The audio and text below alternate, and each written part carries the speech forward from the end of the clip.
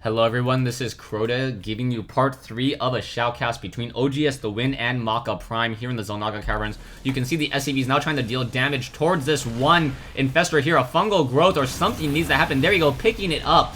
And now OGS The Win trying to escape with this one command center. Not quite sure what else he can do with it. Perhaps build some additional SCVs. And if he can go up the Terran tech tree, that would be absolutely hilarious. As we now see some missile turrets now being placed down. No way to repair this command center as those missile turrets are, as these SCVs, or sorry, as these mutalisks try to get some damage dealt. We can now see the command center landing off over here.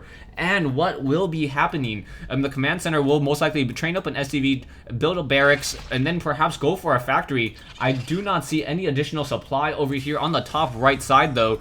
Is he gonna build that build an SCV? Yes, he is building up an SCV. So I guess I should add a T to the win as well, as OGS is playing as the Terran player and the Zerg player all at the same time. So one missile turret down over here now being placed down. Creep tumors are gonna have a very, very difficult time now, as they are gonna be within combat range. And now in comes a Thor. The Thor simply just walking to its death, trying to fight back. Production wise, I do not see that much. Oh, battle cruisers now being trained and produced. Terran vehicle plating level 2 and an additional Thor coming in over here. SCV is building up a supply depot. Does it actually look different? I'm not 100% sure if, you know, it does look like, okay, let me keep track of this. If he builds up another SCV, will he start using additional food? As infestors are now down over here, this is more of a curious thing. As missiles are, as those mutalisks now try to finish off many of those Vikings now getting taken down. However, same thing with those mutalisks want to finish off these siege tanks over here on both sides getting a lot of damage back and forth, as we have another round of fungal growth coming in, and in comes another group of fungal growth. So this is just going to be chain fungal growth on top of these Vikings. Vikings are going to get shot down over here. Another fungal growth coming in once again. However, trying to avoid some of those siege tanks as it goes back and forth. More of these Vikings need to be able to escape. Are we going to get another fungal growth off on top of those Vikings? Multiple Vikings getting taken down, and finally down goes, oh, Viking down to 1 hit point there, so nicely done. And now OGS The Win. Yeah, it does not look like he gets a fresh supply as you do in StarCraft 1 Brood War when you mind control a unit. Back over here, some more Marines just suiciding themselves, trying to take down this one spine crawler here. 4 battle cruisers now being trained. We see a lot of larvae between multiple hatcheries, so you can see how much larva is being saved up on both sides. He will be able to train up a lot of corruptors when the time comes. And those corruptors will be able to deal a lot of damage, but those corruptors may try to group up a little bit too much. And with seeker missiles, that splash damage from those seeker missiles will be able to take them down relatively quickly. OGS The Win now once again sitting on 147 food army, as we are now going into factories. So double factories now being laid down and now upgrading to an orbital command. The Wind is, in order to be able to start using that scanner sweep, more SCVs coming off the, I guess, mineral lines and the gas lines in order to just suicide themselves. One Baneling taking down a group there, another Baneling taking down a group there once again. So Baneling's just on a roll, taking down multiple of those units. And now OGS The Wind doesn't even need any additional hatcheries over here. Multiple factories being laid down here, and why did he cancel them? Not 100% sure. I guess he just wants to go for air, so instead of going for multiple factories, he is now building up a factory and now gonna go into a starport. Nope, spoke too soon. Now going into multiple factories again, and now he will have almost a full Terran tech tree, but in comes the battle cruiser, and poor orbital command that he worked so hard to build will quickly get taken down. I cannot tell who is using the scanner sweeps, the Terran player or the Zerg player, but the Wind no longer has an orbital command. Once again on the move, these battle cruisers are fully upgraded. Are we going to get some fungal growth? Oh, Neural Parasite returning and completely changing the outcome of this battle here, as the battle cruisers are turning on each other. The Vikings unable to sure what to do at this stage in the game. There is the battle cruisers, and the battle cruisers are continuing to fight. More Neural Parasite coming in once again. Vikings are unable to sure who to attack, as there are the point defense drones quickly getting all of their energy depleted. But however, Maka Prime now down to 199, needs to train up more units, and now using the Yamato cannons in order to take down many of those units there. We do see some Ultralists now on the ground. Corruptors are now being massed. Things are not looking good. Down goes that queen very, very quickly. as those Corruptors are going to be popping out in just a moment. The Spire, if it is taken down, it will get, oh no, not taken down to 62 hit points, as there are Overlords also getting shot out of the sky. So Maka Prime simply just attack moving with this large army, and Win not sure what to do at this stage in the game. We do see 24 Corruptors now in the air. Taking a look at the Win, Win's sitting at 152, and now supply locked. We are now going into massive number of starports. So multiple starports now being laid down, and what will be happening, I'm not quite sure, as these battlecruisers are just going to finish off the main base here. Another battlecruiser is being trained. Ship plating is nearing completion. Orbital command could call down some mules, and now in come those Hunter Seeker missiles that I was thinking about. Yeah, Seeker missiles now coming in, forcing all of those Corruptors to retreat. The Seeker missiles do not have that long of a range. Oh, they're gonna stand there, and a horrible death coming into multiple Corruptors, not moving out far enough, and things are just not looking good at all. And Maka Prime simply attack moving with these battlecruisers, dealing a lot of damage. There is point defense drones in the air to intercept the attacks from those Corruptors. Corruptors trying to come in, trying to deal 26 damage per attack. However, the point defense drone able to offer up a lot of support once again, and now move away. So simple attack move should be enough. Do we see an upgrade? I do not see any additional tier 2 upgrades, and now we are getting siege tanks and siege techs coming in, and now trying to go into mass Viking, and also getting double armories. So what's the Zerg counter to mass battlecruisers?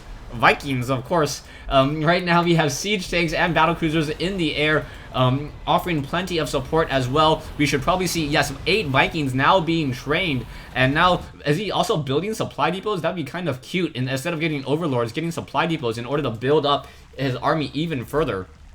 So we now take a look at the unit production. This is one of those strangest unit tabs you will ever see, of 4 SCVs, 6 siege tanks, 20 banelings, a couple Corruptors, as those larvae are still being able to be moved around. We do see a couple Corruptors now in the air. So those Corruptors with that corruption ability coupled up with some of these Vikings will be able to deal a lot of damage very quickly. The Vikings, however, do not share the same upgrades as those Corruptors, so they need to get some upgrades off of these armories in order to stay in this game and try to fight back against this very heavy Terran battlecruiser army. Vikings once again now on the move, perhaps looking for that standing army. Maka Prime's army sitting at 1,450 against 8,225. Scanner sweeps coming in as well. Nidus Network most likely will get taken down. Down it goes. Things are not looking good for the Win, but the Win may be able to move out with these Vikings and these Corruptors and deal a lot of damage really quickly. So siege tanks now over here on that low ground as well. Will they be able to deal enough damage? A lot of those drones should have become spore crawlers as well in order to fight back. We do see Ultralists now on the ground. Those Ultralists do not take that much damage. The Ultralists only take 4 damage per attack. In comes a Yamada cannon, so that is a strong counter towards that Ultralist. Siege tanks now on the high ground here as both sides continue to fight. Point defense drones, Corruptors now coming in. Mass number of Vikings trying to fight. Corruptors now pulling back once again. Those point defense drones just simply absorbing way too much damage from out of the air as those battlecruisers are currently corrupted, taking additional damage, now trying to take down multiple of those point defense drones. More Vikings still being produced. However, Yamato cannon is now coming in as well, dealing a lot of damage back over here. Also, I believe some Hunter Seeker missiles were launched as well. So those point defense drone offering a lot of protection so far as OGS with the Win, using those Vikings to just constantly trying to kite many of those battlecruisers, and the battlecruisers are now getting taken down. There are a lot of units in the air. Vikings just trying to stay in this game so far. Those Vikings are outnumbering these Vikings over here. However, it is the sheer number of upgrades, and now in comes another group and another fleet of Vikings. Vikings now trying to come in, need to try to use that range of 9 against that range of 6, I believe. Yeah, range of 6, fighting back and forth. Those Vikings now pulling back once again, and will they be able to finish this off? The reactor was taken down, so multiple Vikings now coming back in. There are a couple of Vikings here, so 3 Vikings against 5 Vikings, but there are those battlecruisers continuing to fight back and forth. Back over here, 1 battlecruiser, 2 battlecruisers just finishing off the rest of that army, and I believe these Vikings will be able to perhaps finish off a good chunk of this battlecruiser army as more Vikings are still being trained up. Back over here, we do see that the battlecruisers are just finishing off this army over here on the low ground. And now with no Hydralists, with no additional Corruptors, things are not looking good. You can see OGS the Win still has a decent amount of minerals, but that is it. And now with only 2 Vikings left to try to deal with the 2 Vikings over here, perhaps this one Viking will be able to start dealing damage towards this one battlecruiser. Battlecruiser does take reduced damage since it has a Terran planing armor of 6. Ultralisk, and now Roach is now trying to come in over on this side. We do see the Thor with level 3, level 1 weapons upgrade, starting to blast away, starting to chomp away towards those Ultralisk. Ultralisk don't stand a chance as they're not fighting on creep, and this game is pretty much over. Maka Prime defeating the Zerg and Terran Wind here in the Xel'Naga Caverns. Yeah, I can't imagine anything else really happening. OGS the win down to about 1,200 minerals. Maka Prime has more minerals and is not even currently mining.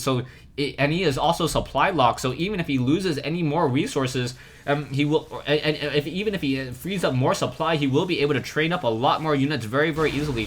Battlecruiser army may get taken down though. So that one battlecruiser now down to 64 hit points. Down it goes. No, one more round of attack as that thick Terran plating armor reducing the amount of damage that these Vikings are dealing from 15 down to 9. So instead of 30 damage per round of attack, down to 18. Back over here, SCVs trying to gank up on one queen, but that queen does have 3 armor or 4 armor. So those SCVs are only able to deal 1 damage per attack. Battlecruisers fighting off many of those units. Thor's on the ground trying to get that javelin missiles into that thick Terran plating army. Another Yamato cannon blast taking down a Yamato gun. Yeah, I think it's a Yamato gun. Taking down more and more of these Vikings once again. And down it goes. Production-wise, though, more siege tanks, more battlecruisers are still being trained. Army-wise, 9850, 10,000 mineral army now on the move. Vikings in the air will simply be able to clean up so much. Taking a look at the harvester count, 5 harvesters currently coming in from the Wind. Wind needs to be able to mine more minerals and get additional gas, otherwise he's not going to have enough tech units in order to take this game. We do see a couple Thors now on the low ground, and now in comes a round of attack from those javelin missiles and those Lancer torpedoes, shooting them out of the sky. However, those Vikings going to come in and deal a lot of damage. Those Thors now getting a lot of splash attack on top of many of those Vikings, and now in comes some point defense drones, and OGS the Win says GG. Thanks for watching, thanks for listening. I hope you guys enjoyed this rather long game. I'm here in the Xel'Naga Caverns, Maka Prime, the Terran player, OGS the Win, the Zerg, and Terran player as well.